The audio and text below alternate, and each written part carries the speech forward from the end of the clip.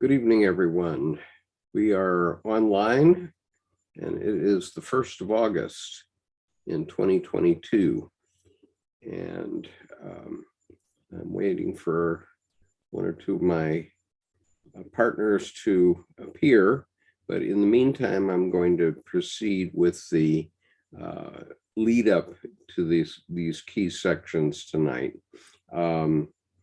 Because the Anima can certainly break up a marriage. And so I'm just going to write a greeting here on the YouTube chat.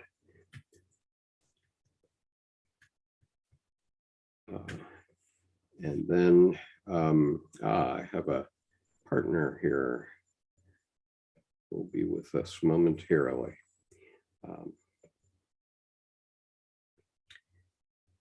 Good evening, Brian. Welcome.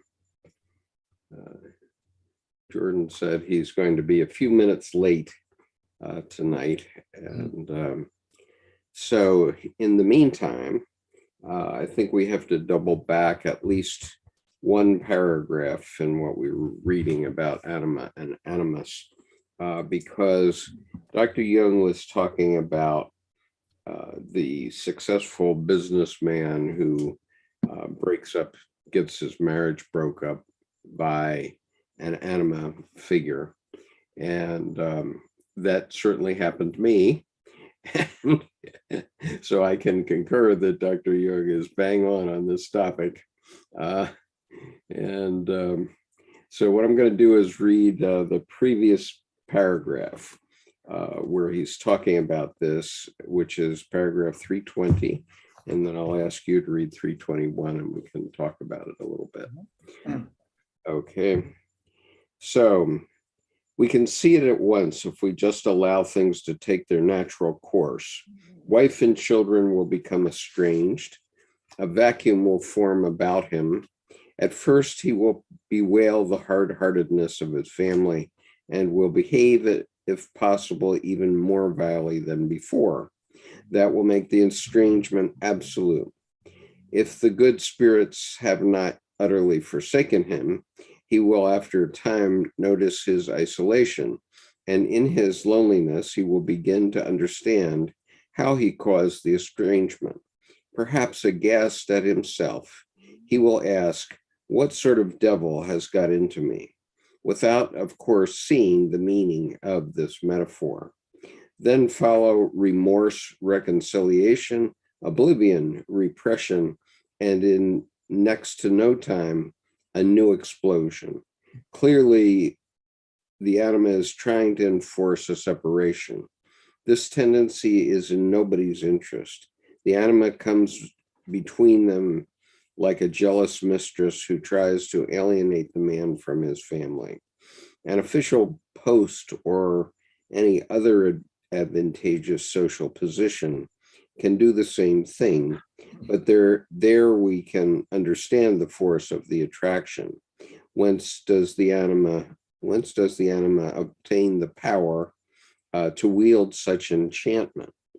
On the analogy with the persona, there must be values or some other important and influential factors lying in the background, like seductive promises.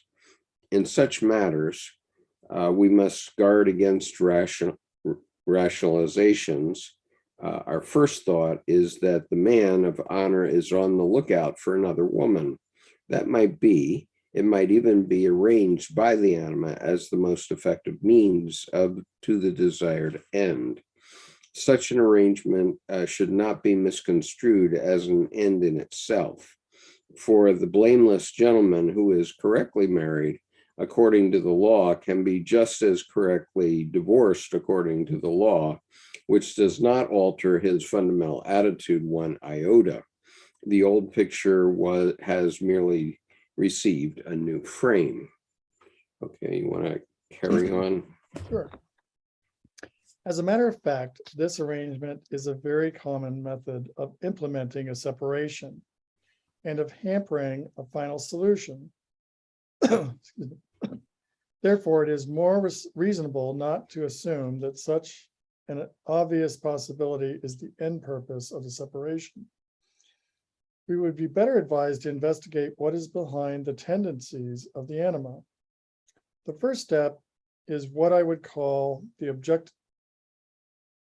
objectivation of the anima. Right.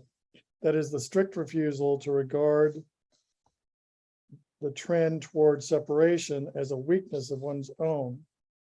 Only when this has been done can one face the anima with the question, why do you want this separation? To put the question in this personal way has the great advantage of recognizing the anima as a personality and of making a relationship possible. The more personal she is taken, the better. Okay. Well, I will treat myself as the guinea pig here and acknowledge that it was me that was very much in this situation. I had, just going back a little bit of my personal story, I had lived in Japan for 3 years in high school, and my mother absolutely loved Japan. She ate it with a spoon, and every Japanese opportunity that she could have, she had. You know, I had a typical American high school boy experience, except my commute was through Japan back and forth to this American high school, which was in Yokohama. But my mother loved Japan. 16 years after I graduated from high school in '64, I took my young family, back to Japan. I got myself assigned to do a job there. And I did that job for 5 years.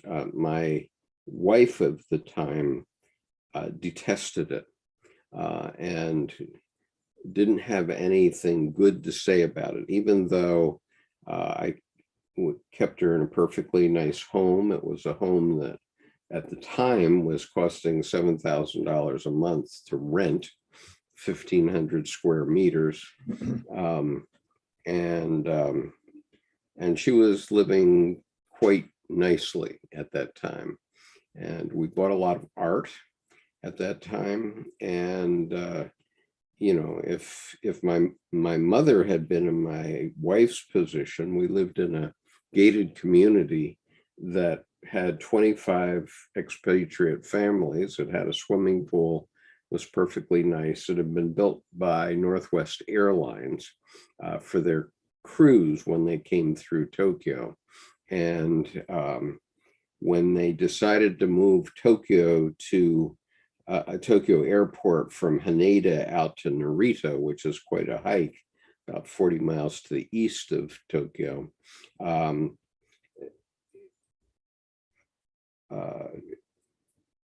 Northwest Airlines had to do something because they couldn't keep shuttling their crews back and forth to this place 40 miles away. And so they exchanged the compound of 25 houses, Western style houses.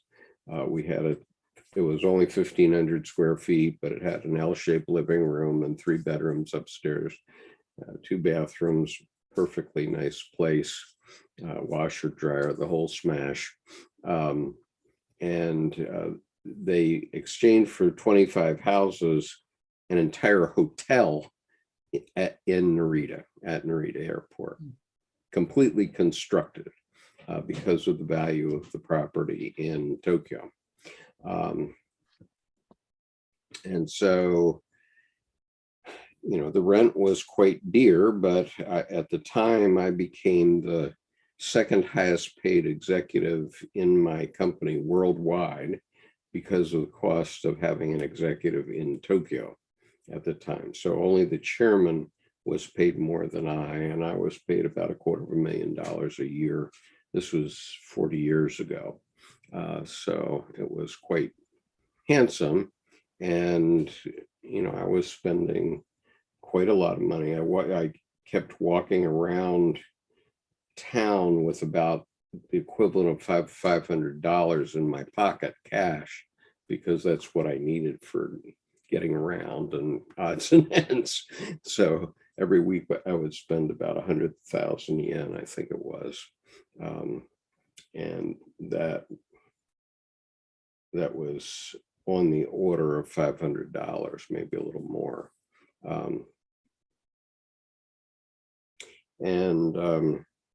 So it was a good experience, but every summer my wife would boogie. She'd go back to the U.S. for the whole summer. The kids would get out of their perfectly nice kindergarten school. All three of them went to the International School of the Sacred Heart. And much to my regret, they did not learn Japanese there. They could have gone to another school and have learned Japanese, but the Sisters of the Sacred Heart took the position that they had students who spoke 49 languages in their school. And for most of the children who were children of diplomats, for the most part, English was already a second language. And so they couldn't put upon them a third language, namely Japanese. So therefore, Japanese was not afforded. And so my kids got brought up just like any American kid with only English. So we came back. So my wife had bookied every summer. She sort of kvetched through most of our Japan experience in one way or another, including forcing me to move at one point from one of these 25 houses to another one, upgrading. And she insisted on an upgrade 2 years in, and which wasn't bad. It was a good house, but we came back and we bought a beautiful home in my hometown because we had the idea, a partner of mine and I had the idea of starting a trading company between Japan and the United States. And we had a Japanese backer, Japanese company that was willing to back us. And we started to do that. And but my wife wanted me to stop doing anything about Japan. And so, my life and career, I had studied Chinese in language school, and I had spent 8 years in Japan at that point, and done a lot of business around the world, including in the Middle East and in Europe by that time. And just an example, I had one project where we were making the product in Hamburg, West Germany, selling it in Saudi Arabia, but the engineering for it was done in Yokohama. And so I had to convince my people in Rochester, New York, on top of that Yokohama was the place to sell the product, not Saudi Arabia, even though the product went into the Yanbu refinery, which is one of the two big refineries in Saudi Arabia. So we came back, and my wife wanted me to just take up a practice of law, and just give up my international life and experience and all that jazz. And that pretty much wasn't happening. And then in the summer, but here's where the Anima comes in now. In the summer of 1985, on August 22nd, 1985, I sent one of the first spams. Okay, it was 10 years before the beginning of the commercial internet. I acknowledge in 2020 hindsight that it was one of the first spams, but there were email networks at that time. I was on a network called The Source, which gave people the opportunity to put 7 different interests on their profile. It was very simple profiles at that time. It wasn't like the World Wide Web today. And so I wanted to go to China to sell secondhand machinery, because that December, I wanted to represent American companies selling their machinery at the second International Secondhand Machinery Trade Fair, which was going on in Hangzhou, China. And I had discovered this through Fortune magazine. They had advertised that they were going to do this trade show, and I conned my partners into letting me do it. And as a result, I was looking for, in the summer of 85, I was looking for secondhand machinery to sell to China. And so I sent out a spam to 35 people who listed entrepreneurship as an interest, entrepreneurship. And I got one response, and it was from my now wife. And she listed on her interests like 5 things that interested me, like Japan, Japanese language, blah, blah, blah. And I said, okay, I don't believe this. I normally ask people, doku ni benkyou shimashita ka, meaning where did you study Japanese? And that normally backs people off from saying that they speak Japanese, but my wife was saying she spoke Japanese. And so she responded in Japanese and sent me to my dictionary. And I said, uh-oh, something's happening here. And so I called her up within a couple of days, and she was representing the Brown and Williamson Tobacco Company, which was selling one of its cigarette factories in Petersburg, Virginia. It had, at the time, they had 3 cigarette factories in the United States, and they, their cigarettes were like Winston and Marlboro and the Marlboro Man and all that stuff. And but they had a factory in Petersburg that they were going to close because American smoking was reducing at that time. And this factory made 250 million cigarettes a day. Okay. And each machine produced 3 million cigarettes a day. So I call up my now wife and said, well, okay, I'd like to represent this company in China. Will they let me do it? And she says, well, come on down and let's see. So 1 week after I met her online, and so we claim that we're the first couple to meet online and marry. This was even way before Match.com and all that junk. We're the first couple to meet online and marry, we think. And nobody's ever disputed me on that point. But I'm happy to hear from somebody if they know someone else that met before August the 22nd, 1985 online and later married. But in any case, a week later, on August the 29th, 1985, I made a trip that was going to cause me to go to the Brown and Williamson Tobacco Company and make my pitch that I would represent them at this trade show in China.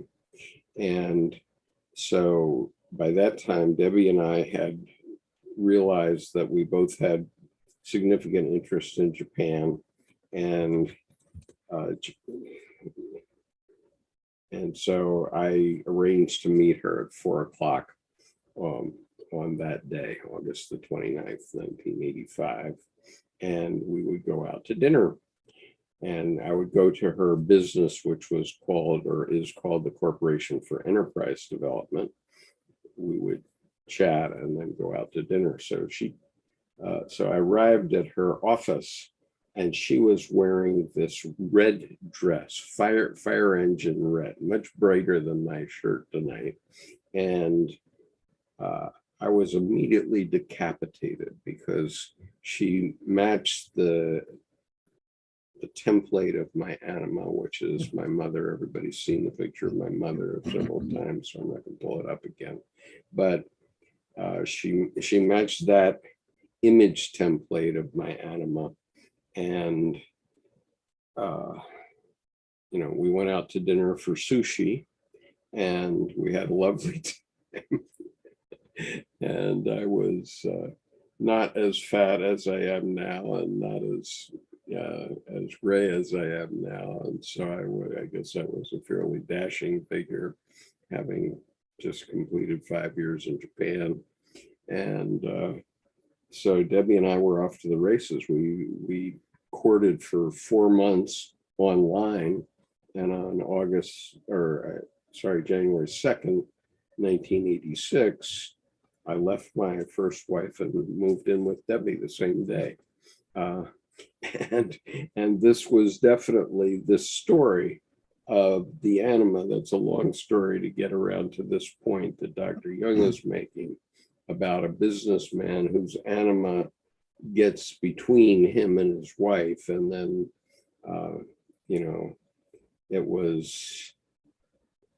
it was a long time coming. It was probably going to come much earlier.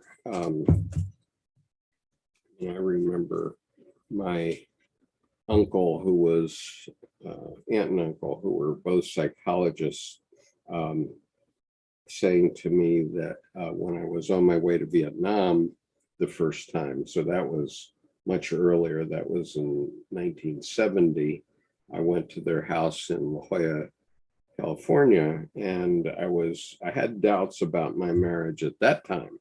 And that was when I was about to go to Vietnam, and I was married, but so I wasn't going to do anything while I was in Vietnam. But I talked to them about doubts about my marriage even as early as that. So that was 14 years earlier. But eventually, things, my anima sort of jimmied me apart from my first marriage, even though I have had every intention to be loyal to my first marriage. And my in-laws had 4 children. And I remember thinking about the statistic that half of marriages break up. And so there were 4 marriages there. And I kept asking myself, well, which of these marriages would break up? Not thinking it would ever be mine. And as it turns out, I think none of the others broke up. It was only my marriage that broke up. But anyway, that's a long story to say, yep, this can happen. Dr. Jung pegged it quite a bit what's before. kind of interesting, though, is that I kind of think that sometimes what happens is this interruption with an anima, like an ill-fitting anima projection, and that there's enough of the energy that ought to be directed towards the anima, who is sort of improperly psychologically directed. Hey, Jared. Improperly psychologically directed towards a living woman. And that sometimes that this escapade comes about to interrupt that. And, Dr. Jung's idea is to actually deal with the anima directly, that these relationships with women are actually distractions from the anima, and she's jealous of the attention we pay to the feminine in the external world. We went to someone who billed himself as a Jungian analyst as a marriage counselor after I had announced that I wanted a divorce. We had 5 marriage counseling sessions, and I was extremely dissatisfied with this guy because at the time I was a very logos oriented guy, right? And I wanted a roadmap about how how is this process going to go? And all he was doing was asking questions, and I had no clue where he was going with it. And if he had read me these two paragraphs, I think it's very possible that I would have stayed in my marriage. Okay. It's very possible. Okay.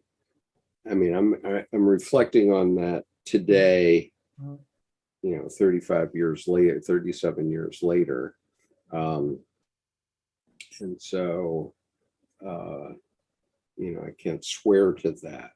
But as I read this and apply it to that story that I just told, I really have to feel that he dropped the ball, whoever he was. I'm not sure he was a Jungian. I had asked for a Jungian, and this is the guy I got. And so all he did was ask us questions, and so his questions,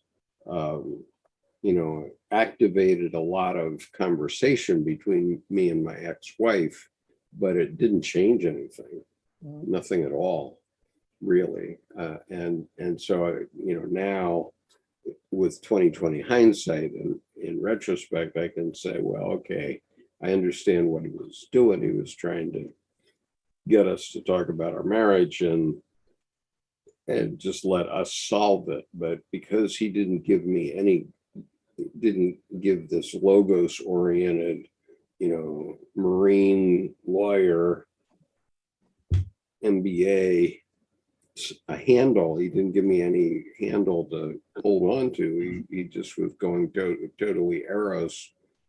I had no logos to hang on to. So that was a waste of money as far as I was concerned at that time. Kind of like let him who has ears to hear it, let him hear it. I wonder at that point in your life, if you had read these chapters, if you'd just gone, what is this? Well, if I had just read it randomly, I would have. I mean, it wouldn't have resonated with me because it was actually 2 years later when I really got started on my Jungian study. So I didn't know anything about archetype or Jung at that time. If somebody had handed it to me randomly, I wouldn't have meant much to me. But if he had said, here's one page, I want you to take this page home and read it carefully about what it means, and talk about this with your wife. Give the page to both of us. It might have resulted in a different outcome. I suspect. I mean, it wouldn't have made a more interesting life for me. I've had a very fascinating and interesting life that most of it came after my breakup. In other words, I flew around the world 15 times in the first 5 years of the 80s, but I flew around the world 60 times after that. So, I've had a very, very interesting life overall. And now you're seeing me as this old crackpot, but you're only a crackpot until it catches on, and then you're brilliant. I mean, it's like the relative piece. I'll chime in on the Anima there too, in regards to a partner, a love interest kind of partner, where to me, I remember someone in the early 90s who was a charge nurse in a locked psych ward. And the other two neighbors, two over, were both psychiatrists in the same psych ward. So imagine our conversations once I got into Jung, sitting with a glass of wine on the porch after a afternoon rain in the evening, and going and going and going. But it's interesting because I remember I painted a painting that was Anima, faceless female. And he said, you need to look at the masterful command of the obvious of the faceless female. that's not an actual chick. It's not a woman.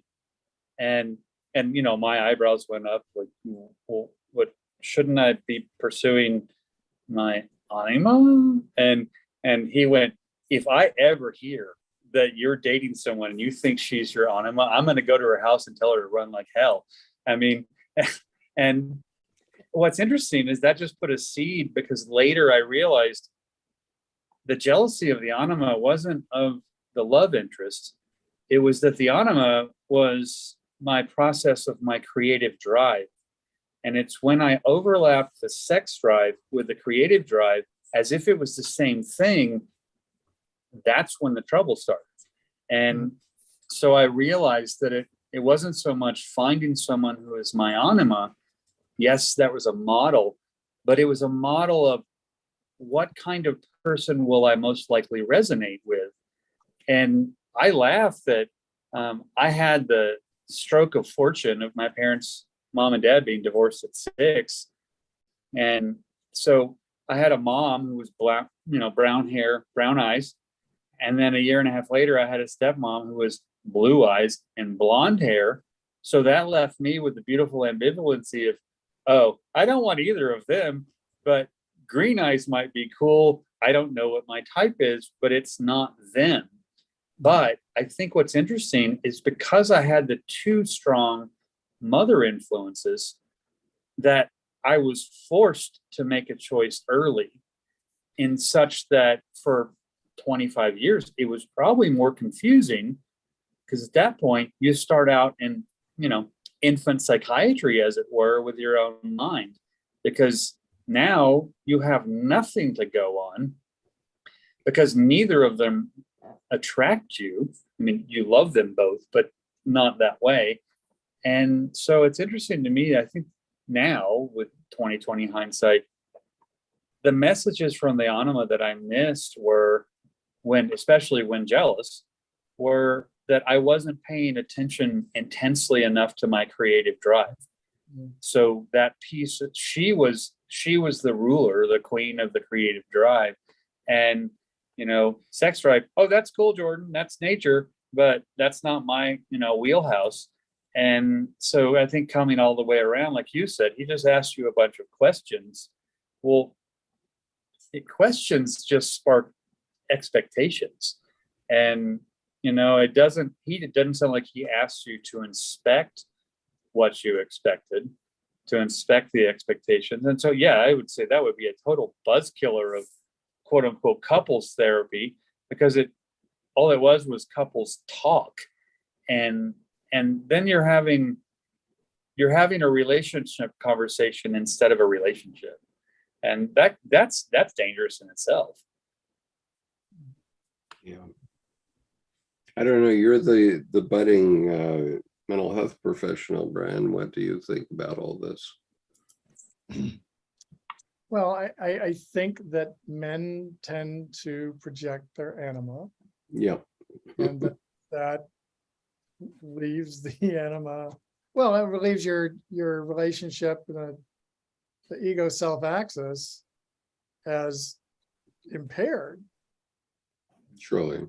We hobble along with this sort of not so healthy relationship with ourself, and we're always looking out there for this, thing, and that is not out there. Right. But it's subtle, and not goal oriented, and not doesn't get you any cash, it doesn't get you any status, doesn't get you any this logo stuff, but I think we hobble along in these sort of, just sort of these relationships, or this state he was talking about. Where is it?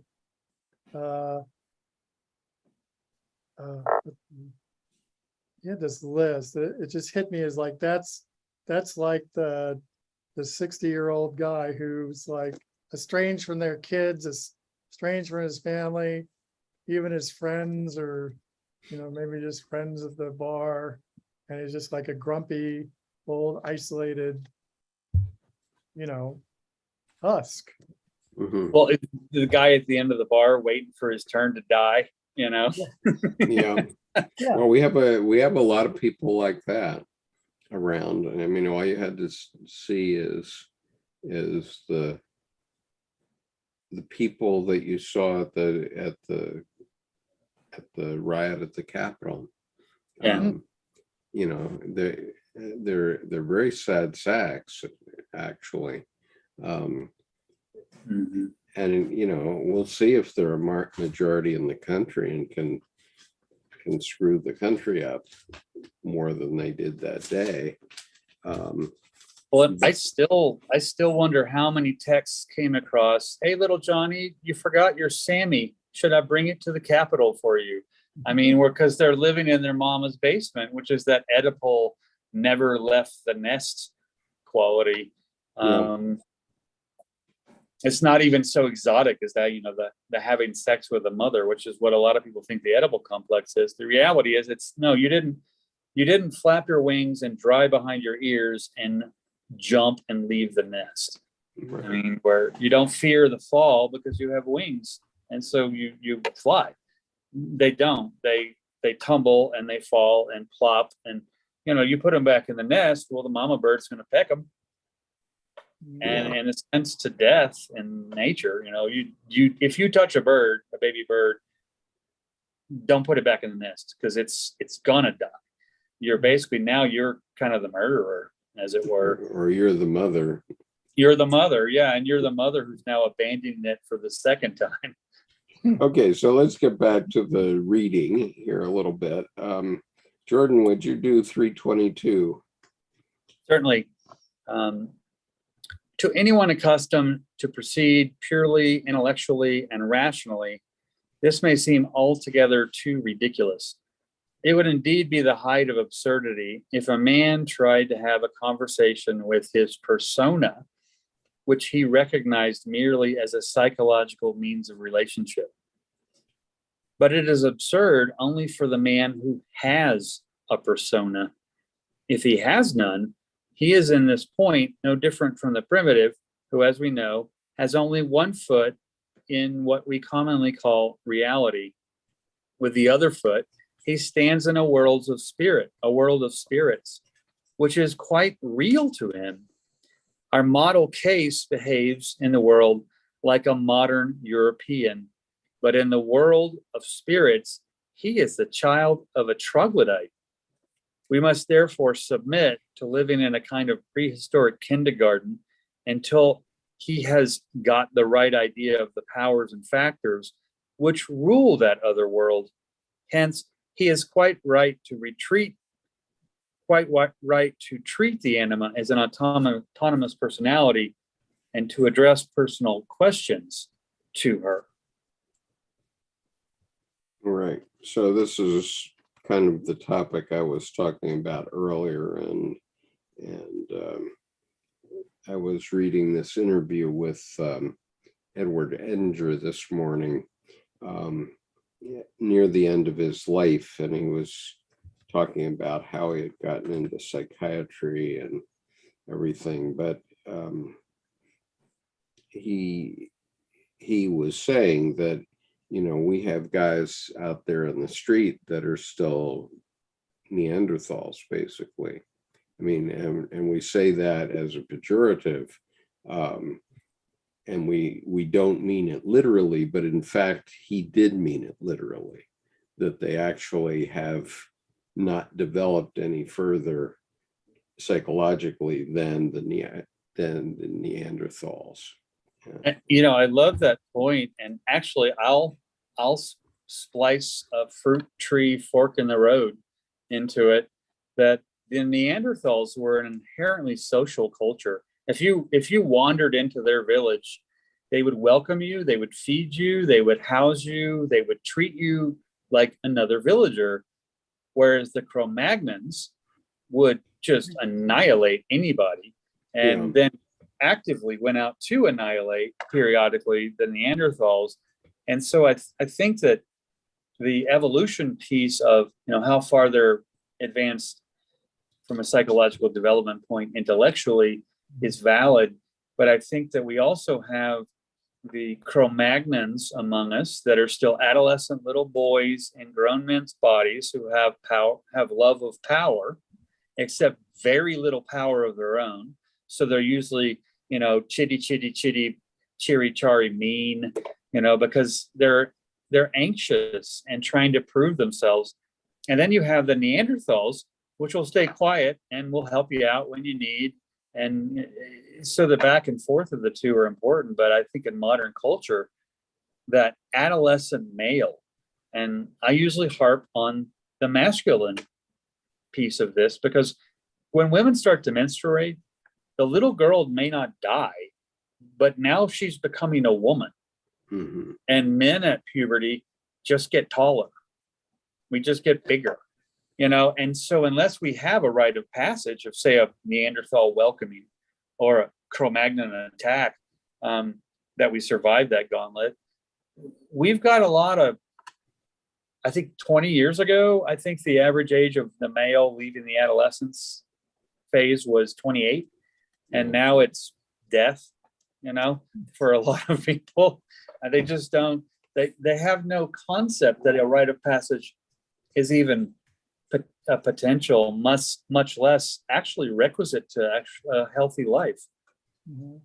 Right. Now I'm putting on the YouTube chat, and I'm going to put it here too on our chat, the link to the Edinger interview that Lewis shared with us this morning, which is Thomas Kirsch, who's also a famous Jungian and actually the son of some of the earliest Jungians, who was doing the interviewing of Edward Edinger.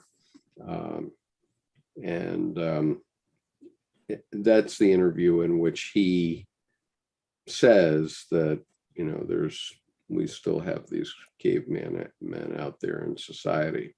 And so if you are interested in that idea, there's the interview to look at it, because Edward Edinger was one of the leading psychiatrists and psychologists of the 20th century. He died in 1998, unfortunately, but it's an interesting interview and it's worth your time. I think that interview segues into that prehistoric kindergarten. Like you said, we still have this caveman, cavewoman piece running around in us that has no idea except to play in the sandbox with the yellow bucket and the blue shovel, except doesn't realize that they can deposit that to a bank account. They can play this, that, and the other.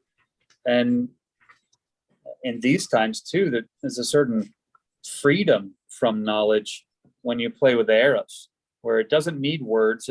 You need to stay with the image to get that heart of the matter pumping, so that the words you use actually, have value.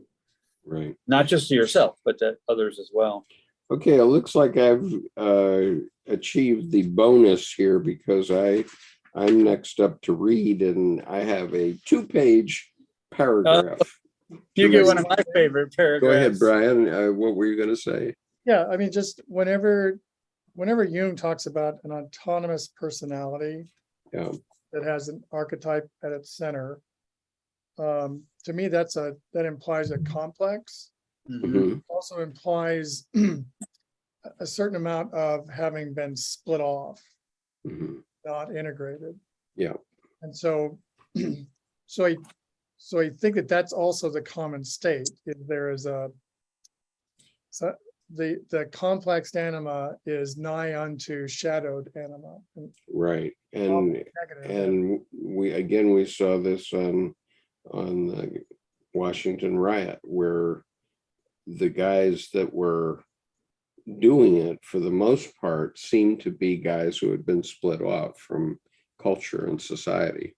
They could have been, for example, from the Rust Belt. They lost their job when the GOP moved all their companies to China, and they didn't understand why they lost their nice $30 an hour job in Detroit or wherever it was, and they've been sort of at loose ends ever since. And those were the guys we saw that were dissociated, cut off from society, and not participating because they never participated in the IT revolution, probably. Sure. Those guys. Their Yeah, ready on women is very negative. The what on women? Their ready projection of their split off anima is a very negative projection onto living women. Of course. it really is. And I love that even with what Skip was saying there, coupled with you're saying an autonomous personality with an archetype at its core indicates a complex. And a complex indicates something that's split off. And so different than a neuroses is relative to a complex. A neurosis is just habit. I mean, it's habitual in a scale perspective. But then these complexes we notice in people, that's a big billboard that says, this right here is what you need to dance with. Mhm. This is what you need to work on, because like you said, it's split for the integration. Yeah. Because there's an enantiodromia, there's a Fred Astaire and there's a Ginger Rogers, and whichever one you are in the complex, you need the other part to handhold and then sometimes drag it behind the ski boat instead of leading in the dance and have it keep up. Because the three words I love in those kind of situations are, don't waste trouble. Yeah. When you find trouble, you engage it, because that's where the treasure lives. Yeah, but obviously that's right, and smart people like you, Jordan, can see that, and when you see trouble, let's if you're served with chicken shit, let's see if you can make a chicken salad out of it, right? And pardon? My third polishing felt. Yeah. My third polishing felt. Yeah, I mean, if you're served chicken shit, you could always build a tent over it and start mining the methane issues. Yeah, it may not always be pleasant. I mean, I'm not saying that trouble is pleasant, but you get mining ore is not going, oh, look at the huge gold nugget that's so big I have to pull it out with a Jeep. You get all this crap that you have to muriatic acid or nitric acid so the gold is just left, because even panning it would be too much trouble, point of diminishing return kind of situation. I mean, that's right. But most of those guys couldn't work their way out of a paper bag. So, no, that's so anyway, they got great. They got on the floor of the Senate, and then they had no clue about what to do there. Well, I laughed, as a former climber, when they were climbing that rusticated stone wall. Mm-hmm. I'm thinking, over on the left, there's these things called stairs. You don't have to do that. You can walk up the stairs. They wanted to do it to just show how manly they were, I think. Yeah, and I wish there have been more pictures of them falling off. So I'm going to start to read this very long 2-page paragraph, and please feel free to chime in at any point where you have a comment, because it'll probably be too long unless you chime in. But I will attempt it. I mean, this is an actual technique. We know that practically everyone has not only the peculiarity, but also the faculty of holding a conversation with himself. Whenever we are in the predicament, we ask ourselves, or whom else, what shall I do? Either aloud or beneath your breath, and we, or who else, supply the answer. Since it is our intention to learn that what we can about the foundation of our being, this little matter of living in a metaphor should not bother us.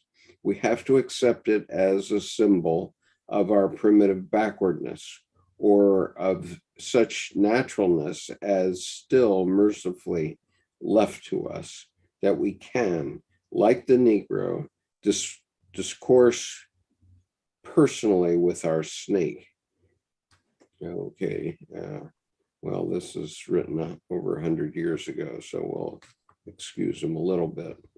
The psyche not being a unity, but a contradictory multiplicity of complexes, the dissociation required for our dialectics with the anima is not so terribly difficult.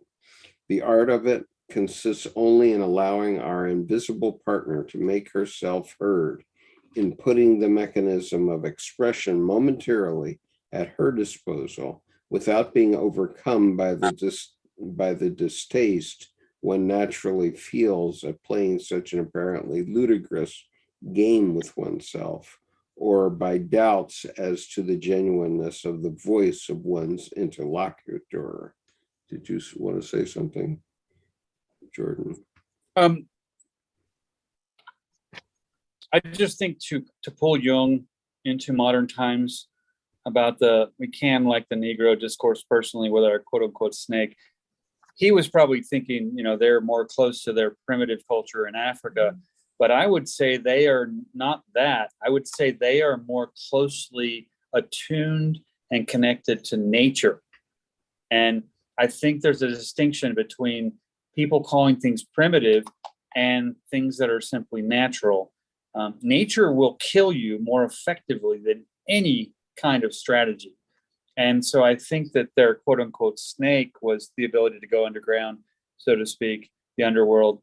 They were closer to nature than the quote unquote Americans. They were trying to conquer nature, but the Americans would be more forest giants in concrete pots, as it were. And the others would be, let's go into the forest. So, yeah. Well, this is a little stereotypal, but anyway, going on. right. Curiously enough, it is precisely the most impossible thoughts for which we feel the greatest subjective responsibility. If we were more conscious of the inflexible universal laws that govern even the wildest and most wanton fantasy, we might perhaps be in a better position to see these thoughts above all others as objective occurrences, just as we see dreams, which nobody supposes to be deliberate or arbitrary inventions. It certainly requires the greatest objectivity and absence of prejudice to give the other side the opportunity for perceptible psychic activity.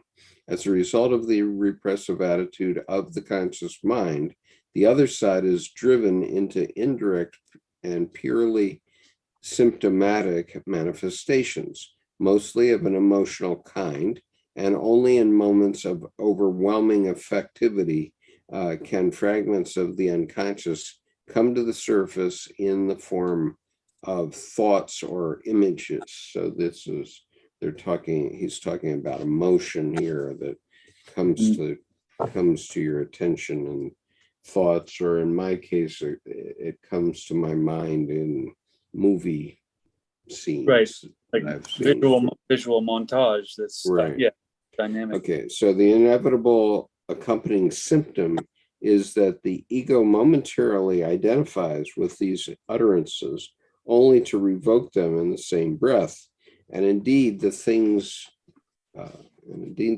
one says when in the grip of an effect sometimes seem very strange and daring.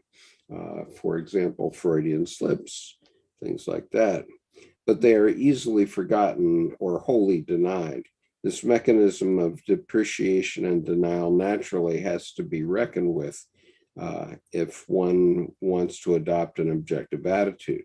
The habit of rushing in to correct and criticize is already strong enough in our tradition, and it is, as a rule, further reinforced by fear, a fear that can be confessed neither to oneself nor to others, a fear of insidious truths, of dangerous knowledge, of disagreeable verifications. In a word, fear of all those things that cause so many of us to flee from being alone with ourselves as from the plague. okay, and so this is, for example, we flee from ourselves by turning the car radio all the time on loud, so we can't hear ourselves think. And in modern times, people, so against, it's like they would flee like a plague. And as we see the ambivalence and idolatry and laziness that's caused by the plague that causes them to freeze and right, and be able so to do anything. you see in family holiday gatherings where the men and women immediately separate into men and women, and the men go watch a football game because that's their comfy place, and the women go out in the kitchen and start to gossip because that's their comfy place. And It's true. Go ahead. and you can't stop it. I've tried to stop it for years, and there's just no stopping it. It's just if you're going to go to somebody's house for Thanksgiving dinner, you better like football. Well, yeah, it's funny. I remember in college going, to a friend of mine's for Thanksgiving, and immediately it was, the fork in the road of men over here watching the game, and the women in the kitchen over here, and one of the women was like, "What are we eating? I don't know. Who do you want to call? They'll show up at the door." So it wasn't like they were relegated to cooking. And right, and now for years, I've taken my wife and mother-in-law to the Annapolis Yacht Club for Thanksgiving dinner every year. Yeah. And I remember him walking into the doorway between the living room and the kitchen, and he goes, "Okay, everybody, we're about to go sit down. So it's not all the men over here and the women over here, and we have to mix. But I'm not sensing a lot of dynamism here. The women think the men are always wrong, and the men are going, 'Yes, dear,' and they're not really actually. So here's the seating arrangement. I don't care where you sit, but it's going to be boy none, boy none, boy none, because everybody here seems to be holier than thou." So okay, so going on, we say that it is egoistic or morbid to be preoccupied with oneself. One's own company is the worst. It makes you melancholy. Such are the glowing testimonials accorded to our human makeup. They are evidently deeply ingrained in our Western minds. Whoever thinks in this way has obviously never asked himself what possible pleasure other people could find in the company of such a miserable coward, starting from the fact that in a state of affect, one often surrenders involuntarily to the truths of the other side. Would not be far better, would it not be far better to make use of an affect so as to give the other side an opportunity to speak? It could therefore be said just as truly that one should cultivate the art of conversing with oneself in the setting provided by an effect, as though the effect itself, when he says effect here, he means emotion, I think, itself were speaking without regard to our rational criticism. So long as the effect is speaking, criticism must be withheld. But once it has presented its case, we should begin criticizing it conscientiously, as though a real person closely connected with us were our interlocutor. Nor should the matter rest there, but statement and answer must follow one another until a satisfactory end in the discussion is reached. Whether the result is satisfactory or not, only subjective feeling can decide. Any humbug is, of course, quite useless. Scrupulous honesty with oneself and in no rash anticipation of what the other side might conceivably say are the indispensable conditions of this technique for educating the anima. Okay. comments on this paragraph. So I double checked, and this piece was written and published in 1928. I just wanted to check to make sure that this was after his Red Book experiences. Yeah, It's interesting because, he always kept that under wraps until, how long was it? 2010. So I guess that's. well, 16 years. And so this was written at about the time that he was finishing the Red Book and writing The Secret of the Golden actually, Flower. but I guess his experience would have been, 14 years earlier. But it's just interesting that I think he said that he spent the rest of his life trying to bring his experiences of the Red Book into science and explanation. It feels to me like it's about his interactions with Salome, Yes. but he's not telling anybody about that crazy thing, but he speaks about it. Not yet, anyway. Yeah. Yeah, he I think that's definitely great. wrote about it in his black books, though, because I'm reading those now, and he definitely is talking about that in volume 7. I started from the end of the black books on the idea that you can read Jung backward or forward. It makes no difference. It means exactly the same. So I started with volume 7, and so I'm right in the middle of his discussion about Salome and his Anima and his soul and all that stuff. So Well, it's like multiplication and division. It doesn't matter the order of operations. As long as it's multiplication and division, it's still the same thing. And I like your point though there, Brian, we're bringing in the Red Book, because this technique for, as he says, educating the anima, I always call that equates to informing one's intuition. And that way you're teaching it by basically tempering it with consciousness, so that it's not just this quote unquote capital G-O-D unconscious figure that's in there. And I laughed at with to be preoccupied with oneself. One's own company is the worst. It makes you melancholy, he says.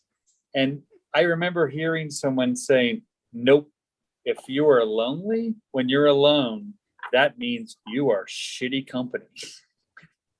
Own it, Yeah. So absolutely, go out and get yourself a friend. yeah, or treat the persona like a conversation. People say, you talk to yourself? I'm like, if you don't answer, you're disrespecting yourself. So don't have a monologue, have a conversation. Do it in the mirror, because they're backwards. They're not you. They look exactly. So Brian, it seems you have a guest there. Yeah, there's a lurker. The Mrs. Hi. is here as a lurker. She doesn't want to be the Smurfette, the sort of token added on female just yet. Okay, well, that's fair enough. Welcome, but she's certainly welcome. Okay, let's see. Brian, we're up to you with 324. Okay. There is, however, something to be said for this characteristically Western fear of the other side. It is not entirely without justification, quite apart from the fact that it is real. We can understand at once the fear that the child and the primitive have of the great unknown. We have the same childish fear of our inner side, where we likewise touch upon a great unknown world. All we have is the affect, the fear, without knowing that this is a world fear, for the world of affects is invisible. We have either purely theoretical prejudices against it or superstitious ideas. One cannot even talk about the unconscious before many educated people without being accused of mysticism. The fear is legitimate insofar as our rational Weltanschauung, with its scientific and moral certitudes, so hotly believed in because so deeply questionable, is shattered by the facts of the other side. If only one could avoid them, then the emphatic advice of the Philistines to let sleeping dogs lie would be the only truth worth advocating. And here I would expressly point out that I am not recommending the above technique as either necessary or even useful to any person not driven to it by necessity. The stages, as I said, are many, and there are graybeards who die as innocent as babes in arms, and in this year of grace, troglodytes are still being born. There are truths which belong to the future, truths which belong to the past, and truths which belong to no time. Mhm.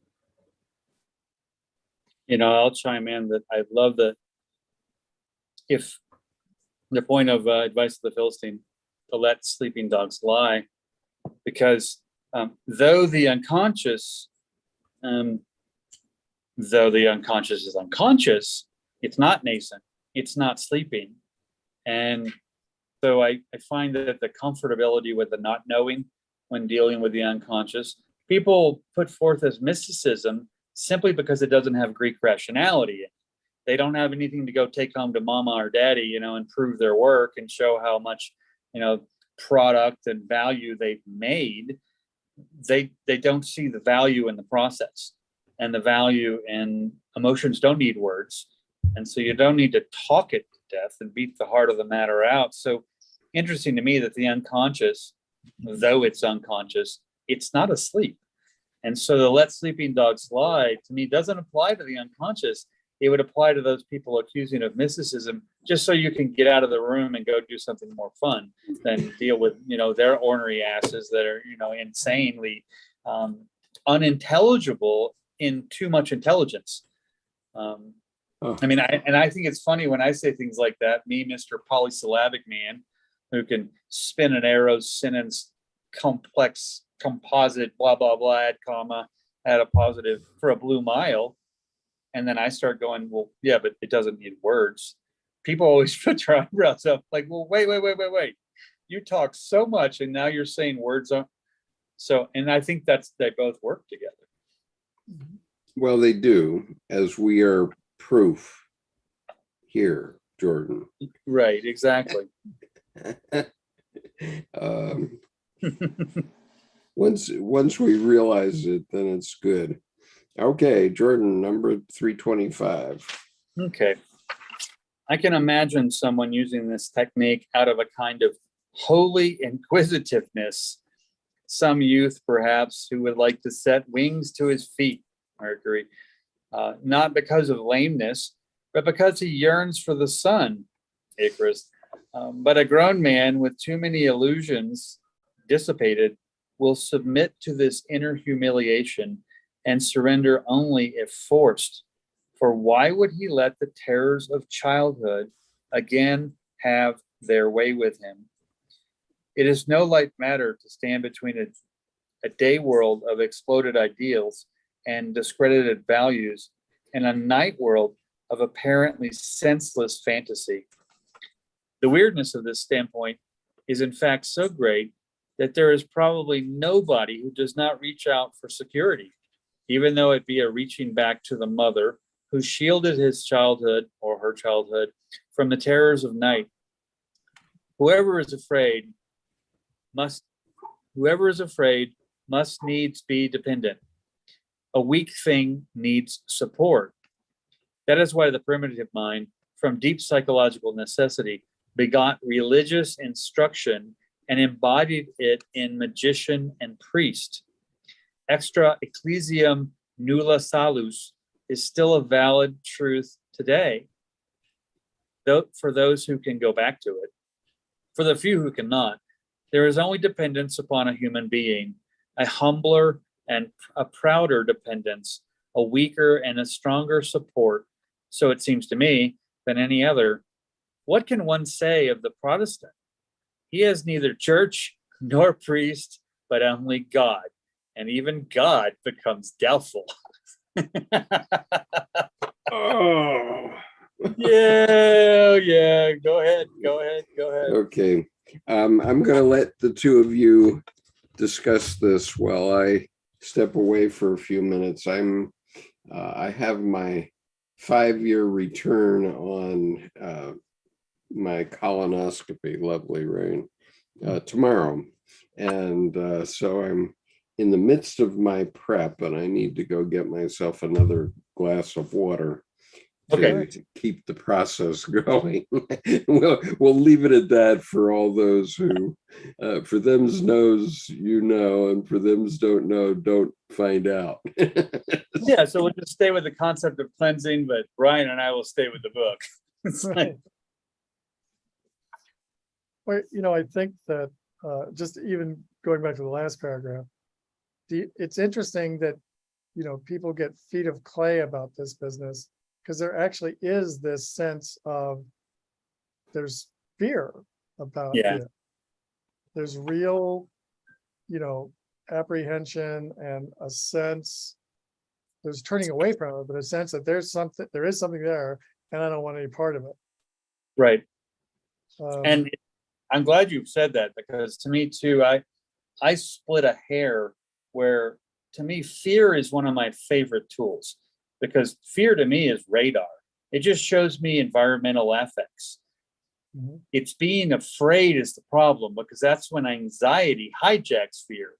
That's where that scuttlebutt you're talking about, like, I want no part of that, where people actually get superstitiously afraid. And what's interesting is, in the previous paragraph, accusing someone of mysticism, except now what are they doing? They're engaging mysticism in the way they're being afraid. And the irony is not lost on me that it's actually not hypocritical. When they're in their intellectual mind, you make no sense.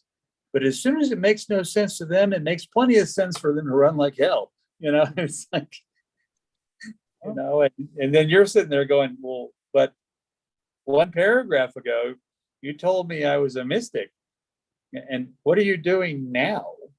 And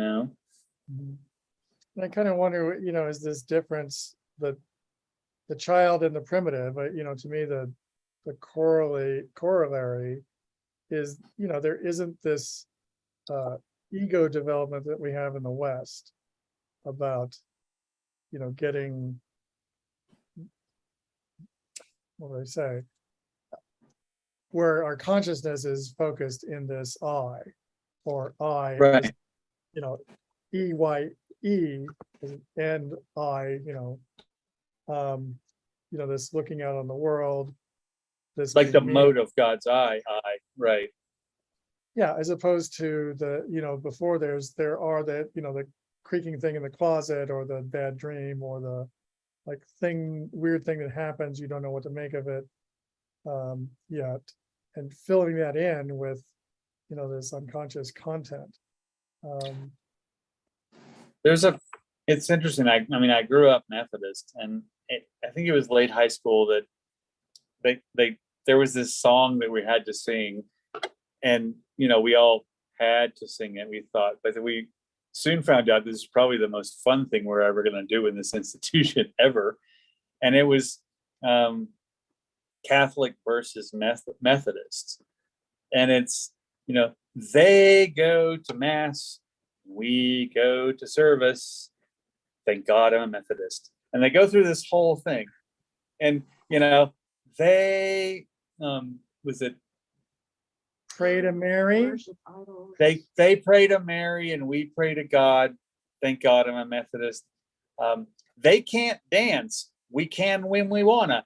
Thank God I'm a Methodist. But then it goes all the way through. I mean, it's like 30 or some lines. I can't remember it. And it's got this cadence. It's unfortunately, pretty catchy. And the last part is, oh, but at communion, we drink grapefruit juice and they drink wine. Too bad I'm a Methodist. It's like, it's like, but it played the, 1 to 1 to 1 to at the end, it totally flipped the whole thing over. Mm-hmm. And that kind of goes to the fear versus afraid piece.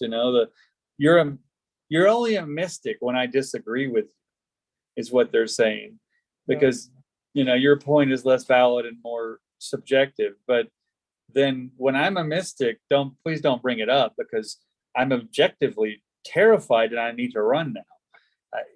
Which no different than what they had said before, but they won't put it on themselves. Right. Well, and even the move, in the West, away from the mystical, I think that so orthodoxy, I think, is a touch more mystical and experiential and sensuous. And then there's Catholicism, but it's got smells and bells too. And then there's this, that iconoclasm and the utter Apollonian logos, in the Protestant split, really. Right. The fracture of society, and then the shattering into 400 sects.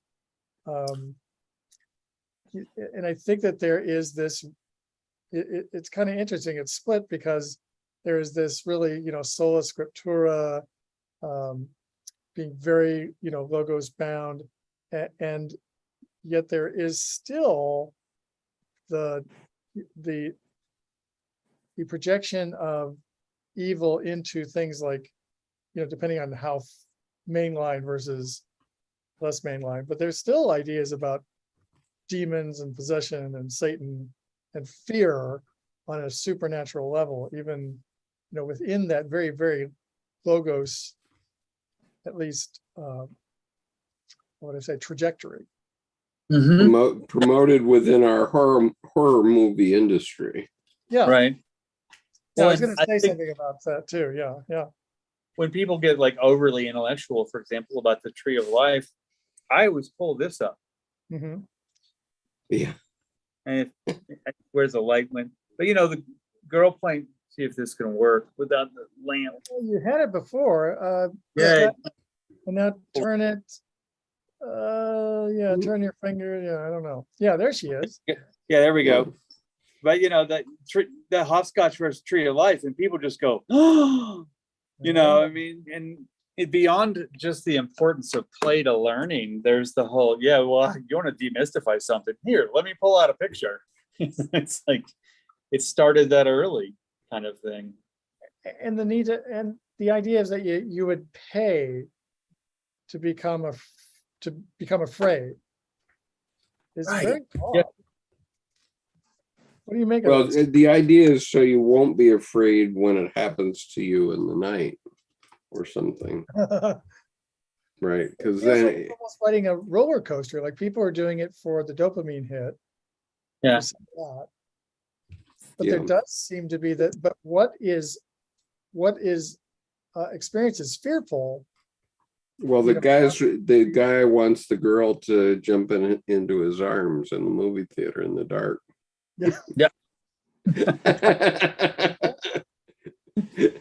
Instead of mousily reaching over like he's stretching to yawn. So I always thought the function of horror movies was so that people could experience their fear in a place where they knew it was ultimately safe. So they could. Yeah, that's a good reason.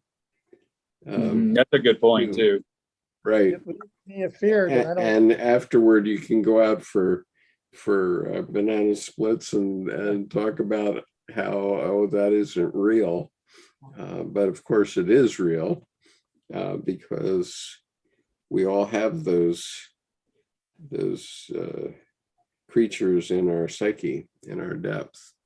Well, and And- that's a good point about the place to have fear when you don't need to fear the fear, where it's safe to have the fear, and it's in a community context even more. So you have alleged allies, and that's, I laugh. It kind of reminds me of my dream last night where I'm in this huge psych tech institution. I mean, and there's all these cool things they're doing to me to interview me for some position, right?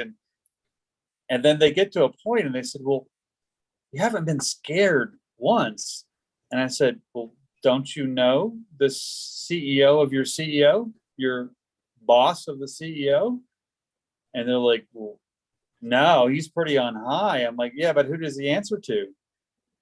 And they're looking around, and I said, you do know that you created all this here with me. And the dream stopped, and I woke up and went, damn it, because, but realizing in the middle of it, they're trying to put me through all these trials. All of them had to do with shame. And I just wasn't biting because it's just, one, it wasn't any fun. But two, came around to, that must have been the worst lucid dream response I think I ever had, because I ended up missing whatever they were trying to give me. Yeah. Were you here yesterday, Brian, when we talked about my mother-in-law's dream? Yes, Right. Yeah. the rickety bus. Yeah, the rickety bus. So never mind. I won't bring it up again then. It's on the Sunday recording, folks. If you, it's on this channel if you want to listen to it. That's come up a couple of times for me yesterday and today, though, as to how apt that is apropos to actually visually expressing so simply these beautiful totem poles versus this rickety bus. I'm like, wow, that's the simplest, most concise visual story of modern times that I think I've heard. And that is from a very simple 92-year-old woman who has lived the mother archetype all of her life. She lives her life as if she doesn't want to make ripples, and she hopes when she leaves, she doesn't leave any ripples. That's the way she lives. And to have her come up with that very archetypal and collective dream is just, it's really something.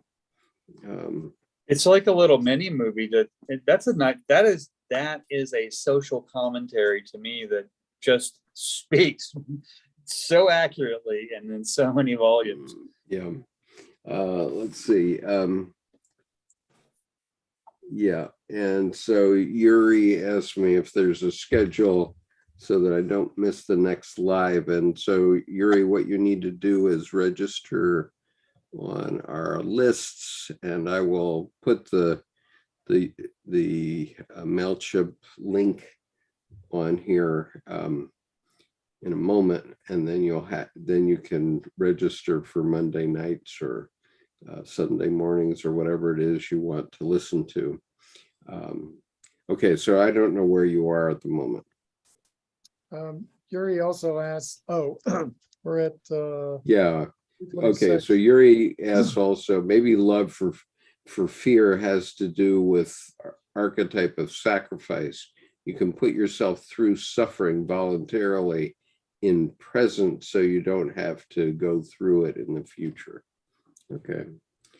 Well, I don't voluntarily go to horror movies though. Yeah, I never do, because I don't have an eidetic photographic memory, but it's good enough that some things I just can't forget. And that's worse than when I get that song in my head, when you leave, the horror movie is too much. What was that? And it doesn't create a paranoia, but it creates this boring echo that I just can't get rid of. And that's a horror in itself. I mean, right. So Yuri, in terms of the schedule, we meet at 10 a.m. U.S. Eastern Time on Sundays, at 8 p.m. U.S. Eastern Time on Mondays, and the advanced reading group meets at 1 p.m. U.S. Eastern Time on Wednesdays, just so you have the base schedule. We also will be having some wisdom path sessions, which are ad hoc, and so they'll probably be Sunday evenings, but not all. well, but to Yuri's, I think directly to Yuri's comment, though, I think rather than horror movies letting us experience suffering consciously so that we don't experience it outside of that, I think in that sense it's more of a practice, if that's the case, where then when you have actual real suffering, you can have your wits about you instead of it being such a blindsided horror of an afraid surprise. So there may be a piece that, now I won't ever have that because I can't watch them. I mean, I'm just belabored with this ridiculous thing that still scares the crap out of me. That it scares the crap out of me and is boring. And that's a bad combination. Well, yeah, I mean, they do scare me, horror films, and I just don't choose to put it in my mind. And don't and go what- around the corner. Don't you know? Don't you hear the dangerous violins? You know, I mean, it's Yeah. like, Okay, I mean, where like are if we you're- reading? We've devolved. Where are we reading Yeah. now? I think you're at oh, 320. 326. Okay, the reader may ask in some consternation, but what on earth does the Anima do that such double insurances are needed before one can come to terms with her? I would recommend my reader to study the comparative history of religion so intently as to fill these dead chronicles with the emotional life of those who lived these religions. Then he will get some idea of what lives on the other side. The old religions, with their sublime and ridiculous, their friendly and fiendish symbols, did not drop from the blue, but were born of this human soul that dwells within us at this moment. All those things, their primal forms, live on in us and may at any time, burst in upon us with annihilating force in the guise of mass suggestions against which the individual is defenseless. Our fearsome gods have only changed their names. They now rhyme with ism. Or has anyone the nerve to claim that the World War or Bolshevism was an ingenious invention, just as outwardly we live in a world where a whole continent may be submerged at any moment, or a pole be shifted, or a new pestilence break out. So inwardly, we live in a world where at any moment something similar might occur, albeit in the form of an idea, but no less dangerous and untrustworthy for that. Failure to adapt to this inner world is a negligence entailing just as serious consequences as ignorance and ineptitude in the outer world. It is, after all, only a tiny fraction of humanity, living mainly on that thickly populated peninsula of Asia, which juts out into the Atlantic Ocean, and calling themselves cultured, who, because he's talking about Europe, who, because they lack all contact with nature, have hit upon the idea that religion is a peculiar kind of mental disturbance of undiscovered purport. Viewed from a safe distance, say from Central Africa or Tibet, it would certainly look as if this fraction had projected its own unconscious mental derangements upon nations still possessed of healthy instincts. Okay. You want to talk about that one? Especially the Tibet piece. This was maybe 14, 16 years ago. I watched an interview with the Dalai Lama, who's usually a total huckster, trickster. I mean, he's got a sense of humor, you know, so sometimes you have to like go, do I taste a grain of salt, or is what he said actually something I should remember? And the journalist, the interviewer, started talking to him about guilt. And he put his hands up and he said, what is this guilt? And you could see he had the problem pronouncing a word that he had never pronounced before. And at first, journalist was like, oh, ha. He goes, no, let's pause. And he's put his hands up and he turned around. Well, he put all of his scholar monks on it. And in an all-nighter, they went through the whole Tibetan language. And the word guilt does not exist in the Tibetan language. There is shame, there's regret, And so the next day he said, this word does not exist in our language. So what does it mean? And he said, well, it's how you continue to feel bad about something that you've done. He said, has it been resolved? Apologized? And they said, yes. He said, that sounds like a terrible, terrible thing for somebody to do to themselves.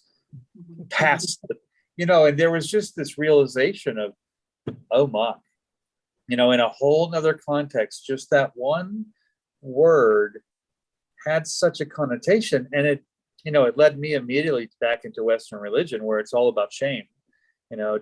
Stay away from the inner divinity.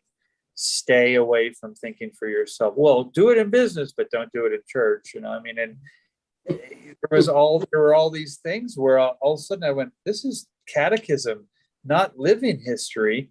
This is like this paragraph, history is catechism. When he, recommends the person to go look at the people living that religion, don't look at what the religion was. And so I think that living history rather than history as catechism would shed that guilt too, and not be so shame-based, but more Alan Watts life-affirming spirituality kind of thing.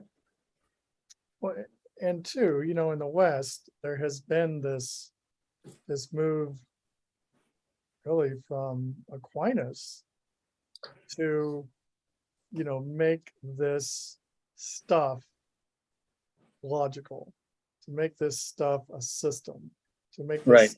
Mhm. thing you talk about and master and do, canon law and, et cetera, et cetera, et cetera. And then I think that Protestantism is to take it even further, Right. get rid of all those saints and get rid of all the, the liturgical stuff. And let's just get even deeper into the logos. logic of it and the And proof then of course, you have to read The Final Dream of Thomas Aquinas, which is quite bawdy Oh, no Yeah. doubt. and inexplicable. Well, and I remember jokingly calling Aquinas. I did it by mistake one day, and I just stuck. And I'm going, oh no, this is Aquinas. This is poison, and way too intellect, way too head, way too no heart. I mean, he's pounding the heart of the matter out. Yeah, And that's what he was doing. Right, and this exorcism of spirit or mysticism or, inner spiritual life, I think that's where you get the isms. Right. They are And- alive and deadly. That's for sure. They are. We've It's seen funny it because this very night. yeah, exactly. Yeah. I had a client yesterday who basically is not living philosophically, is now living mythologically. And I just looked and I said, so what about Aristotle? What about Schopenhauer? What about, and he just grimaced. I said, so they're each infinite in their own little compartment. You just got out of that. So why don't you change those compartment walls instead of being expected to be opaque? Make them permeable glass walls. But that way you move through them as tools, but they're not, you're not this or that. And so there's that ism, the tendency to say, I'm this. And that pigeonhole is as soon as you say it, you're not. So it's such a farce to skip stones over. You're just bouncing. Instead of going, oh, well, there's this thing called nature all around me. Why don't I work with that instead? But in this inner world too. Yeah, in an inner world. And Yeah. it was instead of how do you Which feel? is what we all should be doing. We should all be Right. working with the inner world, but not having it just jammed in our face like a horror movie does. But let's educate people to what is in their psyche and what they can expect to come up over time. Completely. And Honestly, nobody does that. I mean, My father, when he was on his deathbed at age 83, was having all these crazy dreams, and the doctor just wrote it off as well. Old people, when they get near death, have these crazy dreams. I mean, that's what's happening to our living mate here, and she's very activated, and she's having lots of dreams, and she hates the fact that our former president keeps showing up in them. Right. It's interesting though, in that conversation yesterday, I think I may have even said this before, but maybe not so consciously realized how important it was from my process. Instead of the how do you feel, happy, sad, glad, mad, or any degree of permutation between those 4 to 16 to 64 to infinite, etc. And even if you have the right words, are they going to get lost in translation communicating them? But in the morning, when I wake up, I look out the window. I know immediately, do I need my umbrella or not?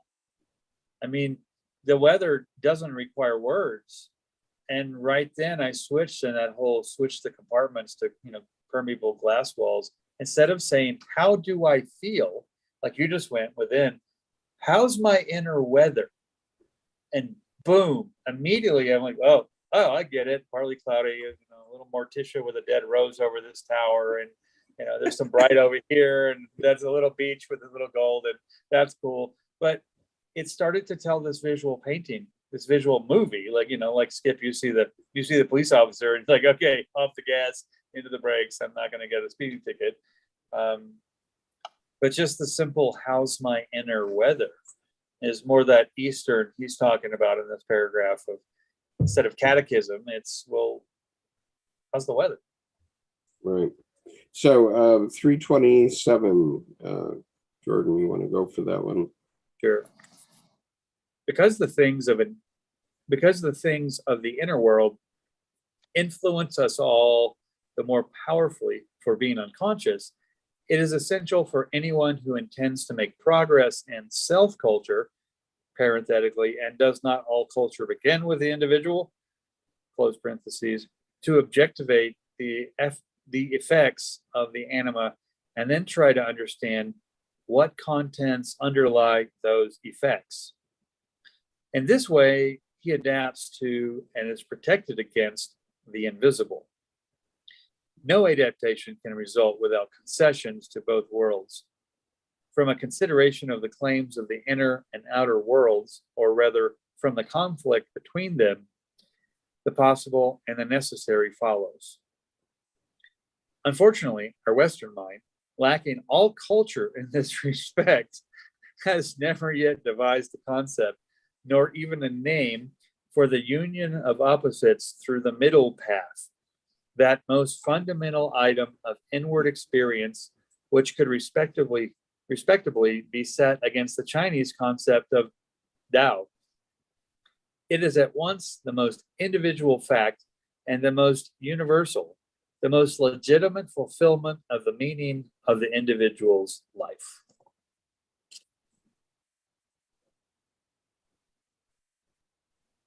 Yep. Yep. Yeah. Yep. Nothing to say. Yeah.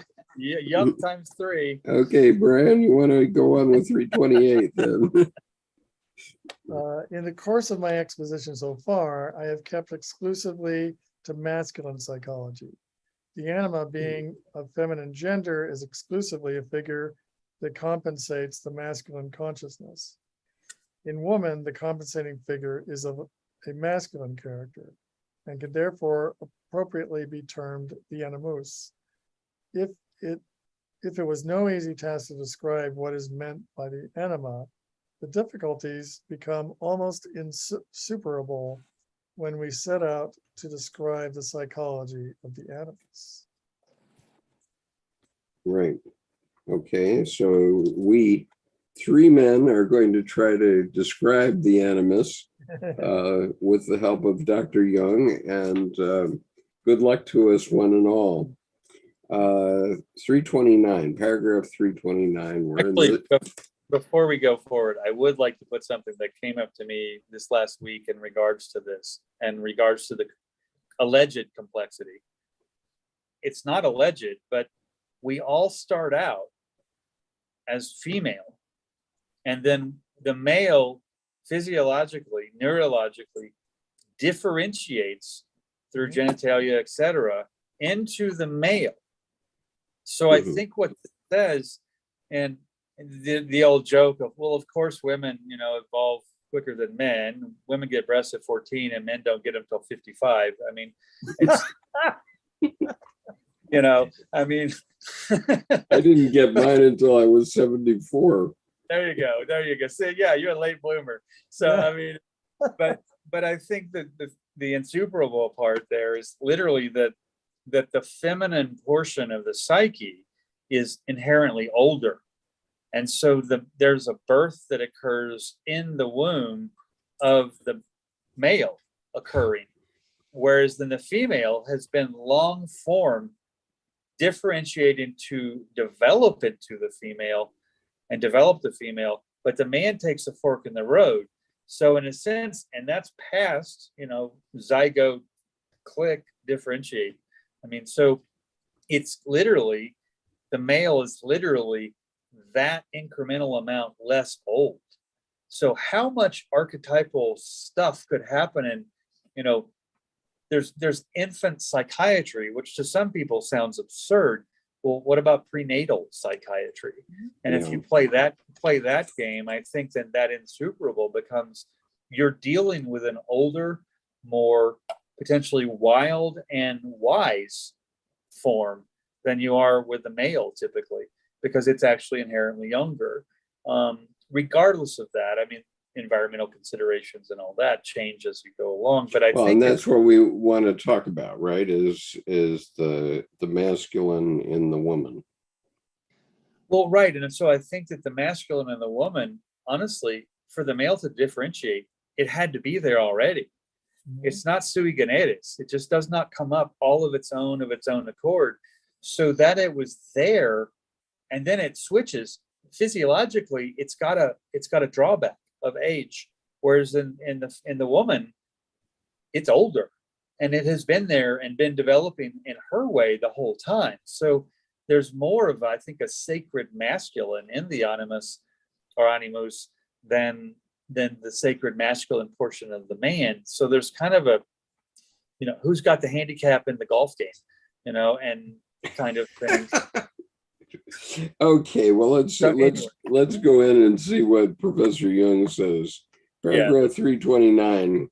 The fact that a man naively ascribes his anima reactions to himself without seeing that he really cannot identify himself with an autonomous complex is repeated in feminine psychology, though if possible in an even more marked form.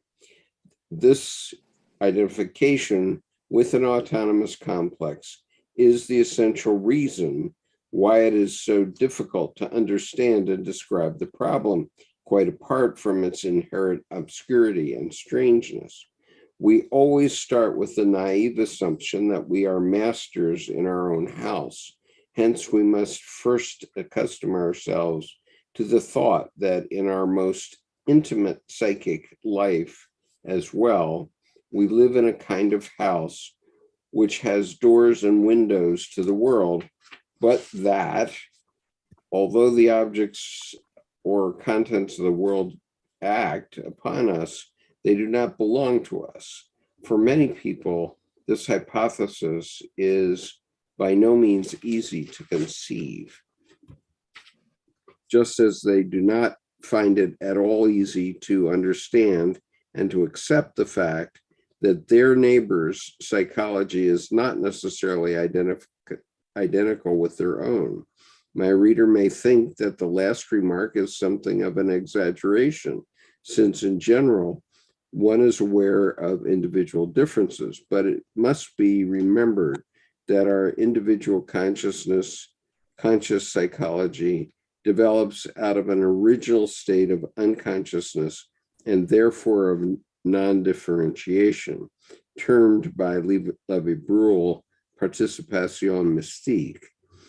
Consequently, consciousness of differentiation is a relatively late achievement of mankind, and presumably but a relatively small sector of the indefinitely large field of original identity.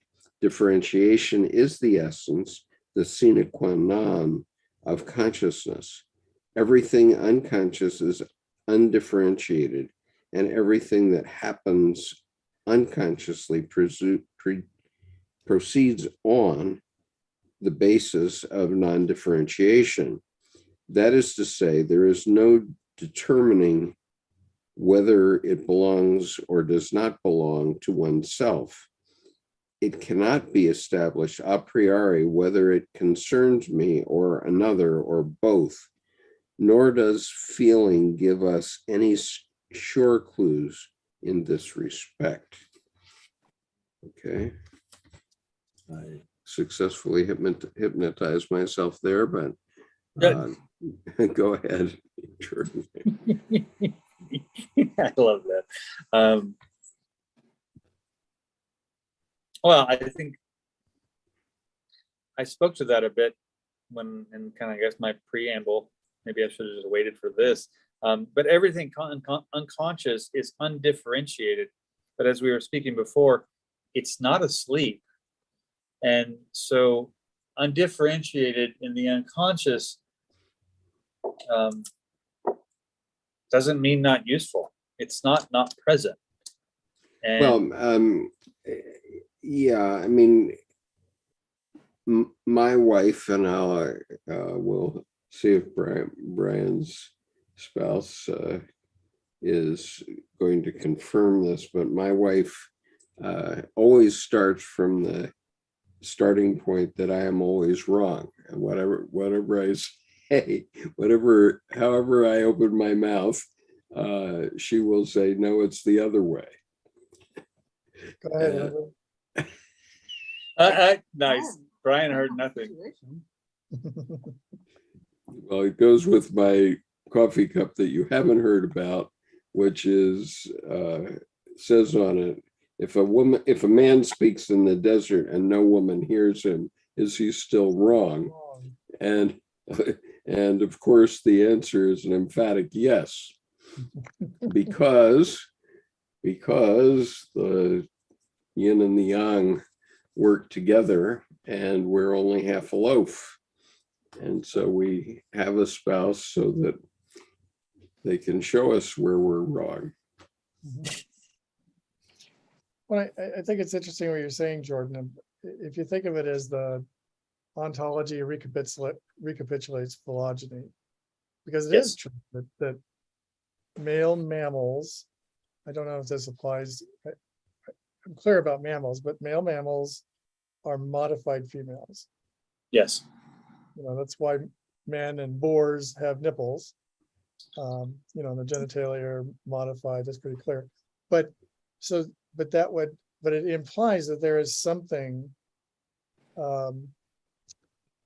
that is in the female phylogeny that gives rise to an ontology of masculinity. Right. And then Ontology of what now? Say it again. Of masculinity, of maleness. Masculine. That it arises out of the female. So somehow, if you add a Y chromosome instead of having an extra X, and add a little testosterone, abracadabra, you get this. You have a male. Yeah, well, it's interesting ontologically then too, because then that beautifully goes countergrain against Jung saying the unconscious is inherently undifferentiated. Because what's interesting is then the male is not undifferentiated from the female. It's more pure and raw in its native form without splitting off from a physiological standpoint. And in a sense, it's more uninterrupted. So the masculine is, in a sense, almost potentially more, and I'm out on a limb here, but potentially more pure, and that it has not differentiated, but ontologically, it has developed more. So it has a lineage that is uninterrupted Whereas the male has to kind of boom, boom, learn to drive a standard transmission, lock the gears up. Oh, now the body has this and the psyche's going this way. And I have to have the remembrance of her because there's the anima, the flip. But she's going in a pure, from conception to birth. And it has been development the whole time. Whereas we get the jarring physiological ontology, as it were, to, oh, sorry, you have to start over. And, at this Well, later, and male. by the way, I'll just give you two guys, because you're young whippersnappers, I'll give you a little preview of your future life, since all men develop prostate cancer, and I have been through it. And Me too. pardon? Me too. Yeah. And so Fine, check left here. So my so far. my urologist, what was I going to say about him? Anyway, you do change when they kill your testosterone. If you're under 70, what happens is they remove your prostate. But if you're over 70, I mean, this is the rule according to Annapolis urology, so I don't know if this is what you experience, Brian, but if you're over 70, they give you radiation treatment. So I had that. But in both cases, I believe what they do is they give you basically a chemical castration. And what that does in the short term, at least, I haven't finished the 2-year course yet, is that it causes you to develop breasts, and it causes your urethra to retract, and so you do tend to move back toward being physically a woman. But the good news, there's good news. The good news is that having once been a man, you don't necessarily change your perspective on the world. Well, now you can interview to be a pharaoh. Right. Well, I had a 6-month course of androgen deprivation therapy. And so after that, I would say within 6 months to a year, things sort of got back to normal. But I'm looking forward to that. yeah, but there was a time at its depths that what I experienced is just a general juvenilization. This is TMI, but I would say at the nadir of it that I had the sex drive of a 5-year-old. I knew male and female. Yes. But it was interesting to experience the world as an adult and to not have like sex drive, like first and foremost filter.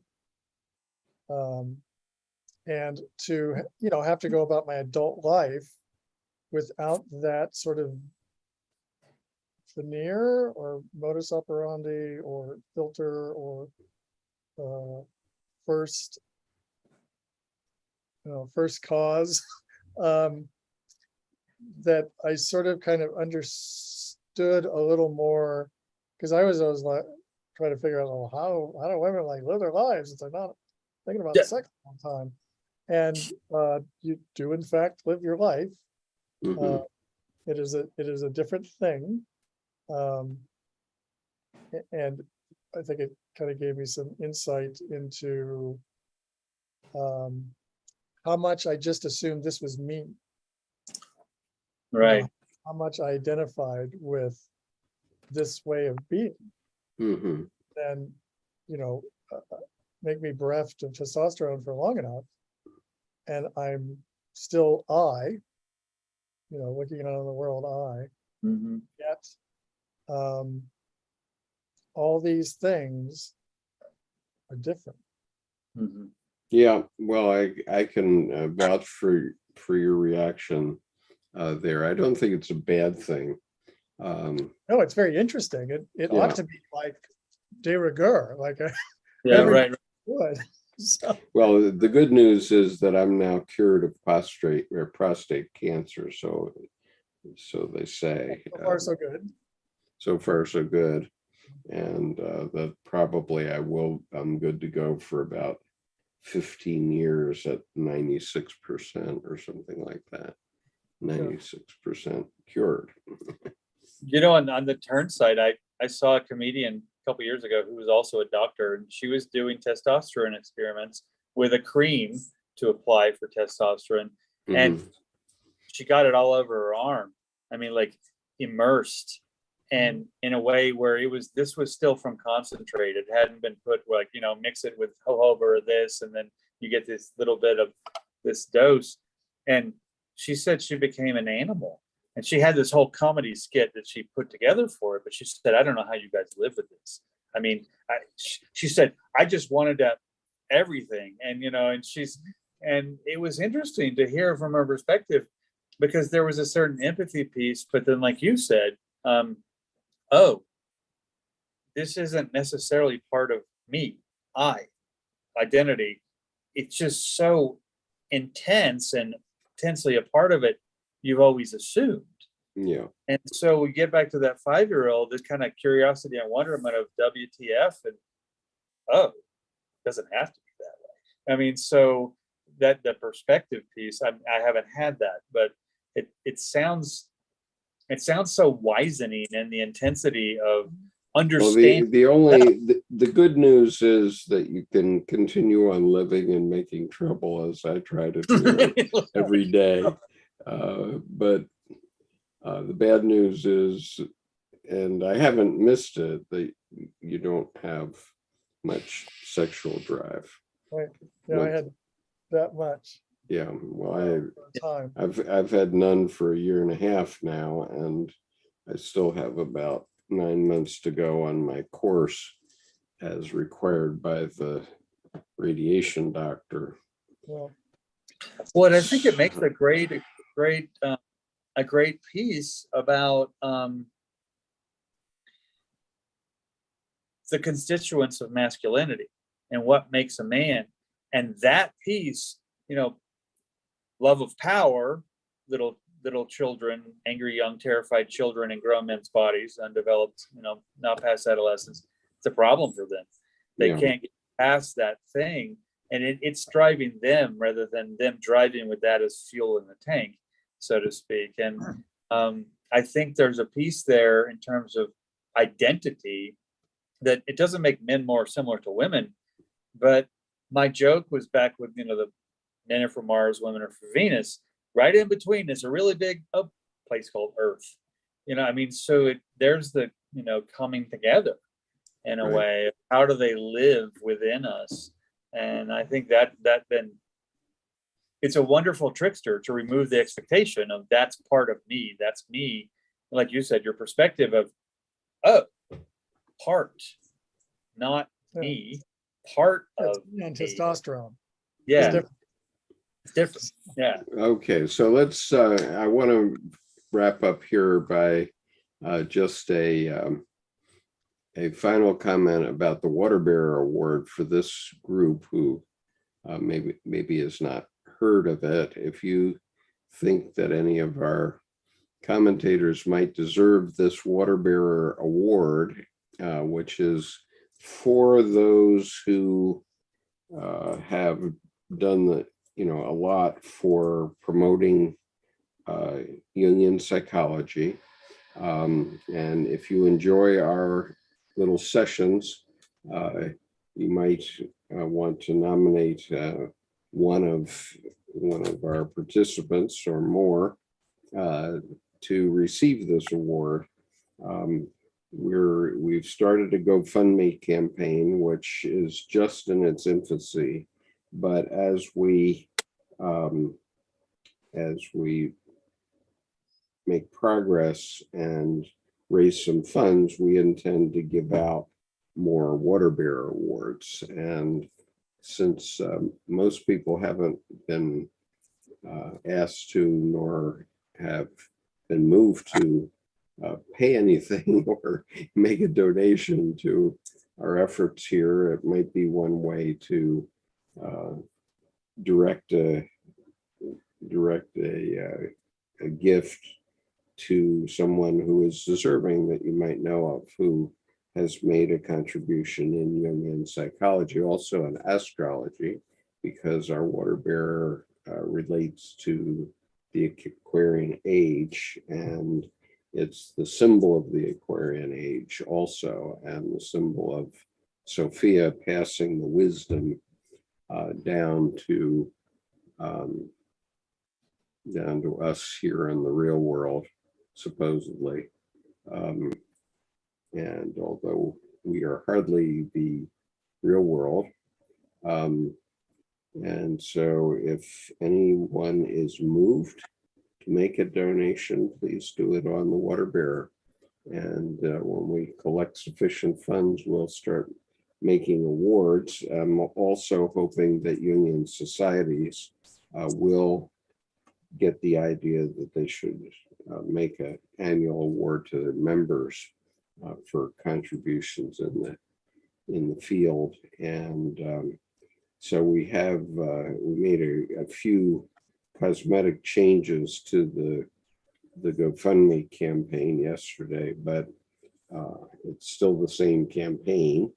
And so I hope that others out there in YouTube land will consider making a donation to get others the Water Bearer Award. I received, very graciously, I received one for myself back when we were in Confluence in Helena. Thank you.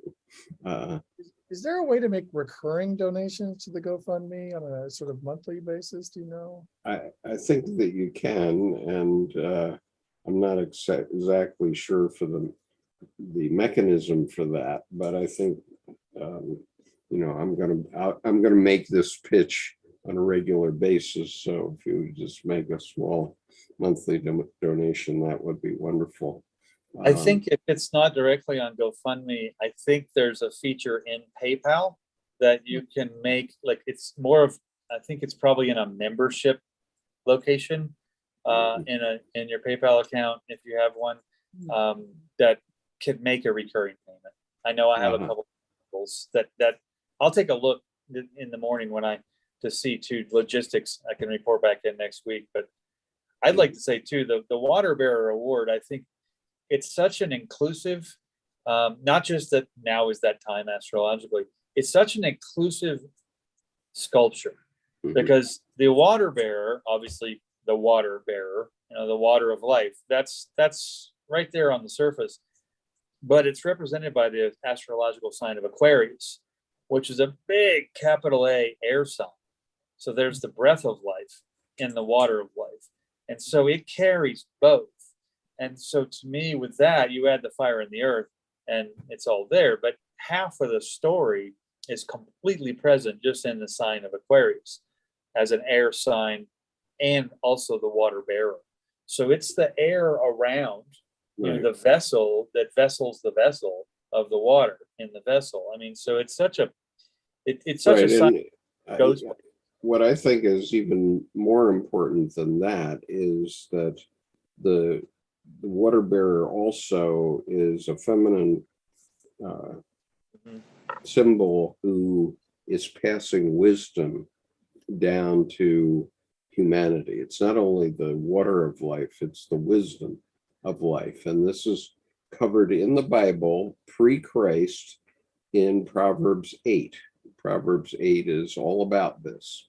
And so, and I think to extend that, even to add right to that, I appreciate you bringing that up, because then Mary as the tower would be the font, that which flows.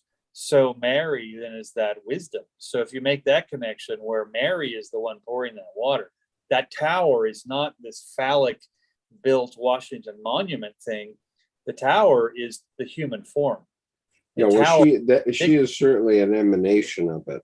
Right. But Proverbs 8 prefigures the time of Christ by several hundred years. Right.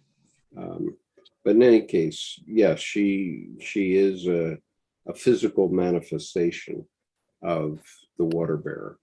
Right. And right now we're seeing other physical manifestations in the feminine form and the emergence of the feminine. So, I urge everyone to take a look at this, read what we've said in the comments about it. And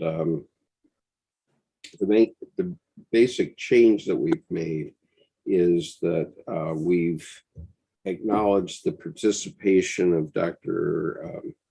Bob Manis, who originally covered the commissioning of the water bearer. Now, I've also made my own contributions to it, so that Bob couldn't give the water bearer to himself, but he deserves it because he was one of the founders of the Young Society of Washington, and he's practiced psychotherapy for 45 years just for openers. And so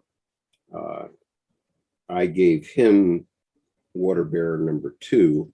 Number 1 went to Colleen Kibert, number 2 went to Bob, and then Bob gave me from his original commission, gave me one for number 3, and then number 4 went to John Jackson and Sherry Lovler, who performed in the play with us in June. And John is a psychiatrist who is very Jungian oriented, although he's not an official Jungian analyst. He's very interested in the Jung approach to the world.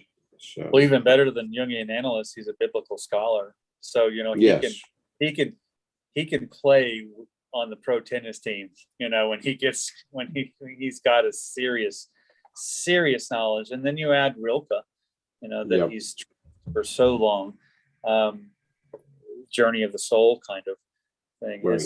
He has turned his whole constitution and sensibility to such a robust to this background. purpose, right.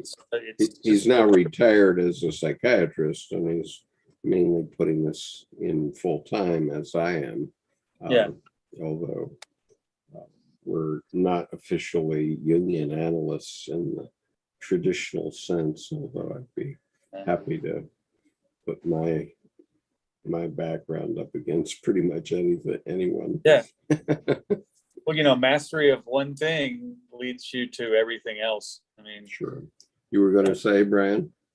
I was going to ask, speaking of Confluence, are there plans to do it annually or biannually? Yes, and the next one, we've reserved the space. It's going to be done at Mount Madonna Retreat Center in Watsonville, California, which is just above Santa Cruz, on the 13th to 16th of October of 2023. So we're still about 14 months out from that. Right. All of us needed a sort of a drying out period from our Confluence hangover. We're aware that's fire season. Well, yes, we're aware that I'm it's a fire Californian. So we're going to add the fire of life to the water of life and the breath of life. Well, fortunately, we have some options if we have that problem. But I'm not trying to jinx it. I'm just Yeah. always in the back of my mind as a Californian.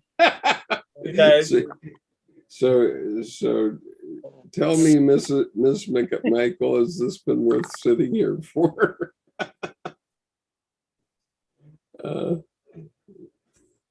Oh, yes, sorry. Yes, yeah.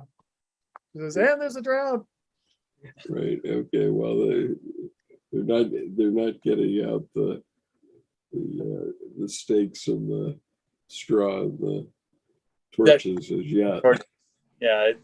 Well, it's interesting with the fire season. I mean, New Mexico, somewhat under control, but it pretty much under control. But my stepmother made the most interesting comment. She was here for a month up at the cabin, and it's at 9,300 feet, and I'm at 7,000 here in Taos. And I hadn't thought about it, but I'm going to work on the plaza, and it's like 74, 81. If it's 91, I'm like, yeah, it won't last. I'll just stay under the umbrella. It's fine. She got back to North Texas this morning, and she called and she said, I think I'll go to the grocery store before it's 100, because now it's like 10 in the morning and within an hour and a half. And she said the strangest thing, I realized I hadn't thought about the Texas heat or the Taos or Red River temperatures, but we can pretty much sit there at 7,000 or 9,300 feet and just watch the rest of the world burn. Right. Because everyone else is 3 digits and we only get 3 if we add a decimal point. So it's like, right. Well, by the way, we are looking for nominations also. So for those of you who are listening on YouTube, if you wish to nominate somebody for the award, we can only make these awards if people contribute to the GoFundMe. And by we, I mean the group that originally commissioned the piece. But we envision that young societies may well be able to afford to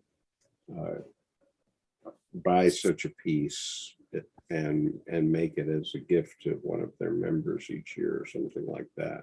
I think it'd be a terrific thing to do. And Tim has authorized me to offer a major discount on the price for young societies and astrological societies. So, write to me if you have interest in giving it to someone. I'm not soliciting it for myself because I already have mine. Nice. At least in theory. Yeah. It has not yet arrived on my doorstep, but nonetheless, it's theoretically somewhere out there in hyperspace.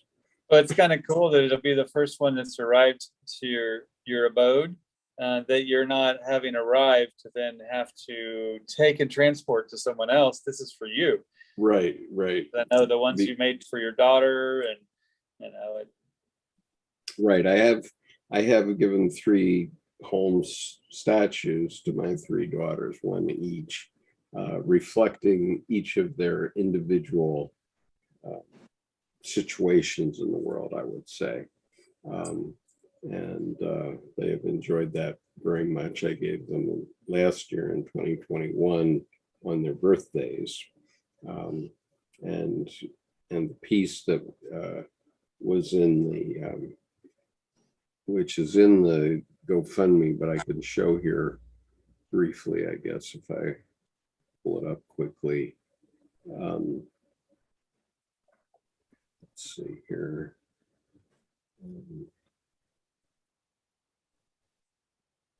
Let's see, I've got to get this to register it. Hopefully it'll put a share screen. It looks very nice on someone's shelf, that's for sure. I can this one, which was given to Louis LaFontaine, is number 5 in the series, and it weighs, I can vouch for the fact that it weighs 21 pounds because it was delivered here first, and I was supposed to carry it up to Louis last week, and Bob was up near where he was, so they met in a restaurant, and Bob made the gift solo, but I was there in FaceTime, I guess, on our iPhones, and we made the gift to Louis. And so this is what Louis put together. That's the one that I was showing last week that now belongs to Louis.